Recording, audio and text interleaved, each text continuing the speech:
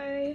So what I think Dr. Seuss means by places like the lurches, the slumps, and waiting places, I think he means places that we're always gonna come to in life.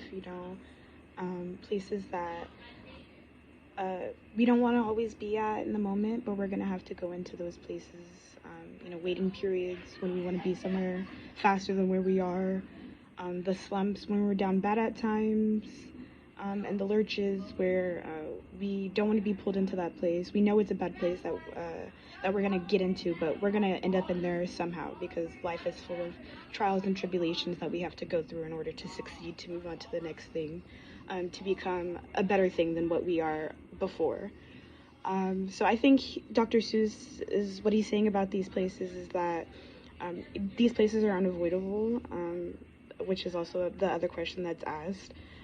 I think he's saying that he always mentions, you're gonna confuse your left with your right.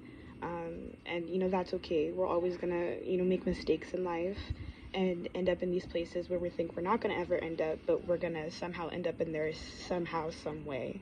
And it's up to us, ourselves, to be able to get out of it, because we can get all the advice that we want, but it's up to ourselves at the end of it to be able to get out of what we need to be able to do. Another message that he asks on how we decide where we want to go is just through our own process of thought. We'll be put down to so many, you know, so many different driveways of what we think we're going to be able to do or what we're going to succeed in. And, ultimately, at the end, it's how we decide where we want to go is through ourselves and what we see where we're happy at, and what we're doing. His advice here is just for us to personally sit back and think what we want and our success for ourselves. I think this book is more of a reflective book on what we want for ourselves in order to gain success.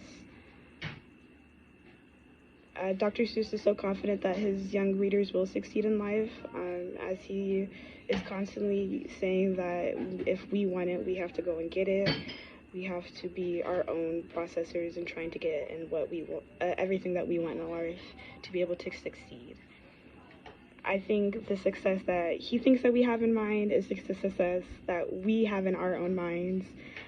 Everyone's success is different, so you can't have one own success, fully planted out.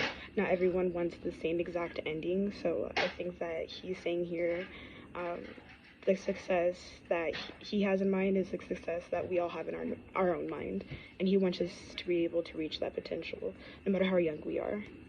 Thank you.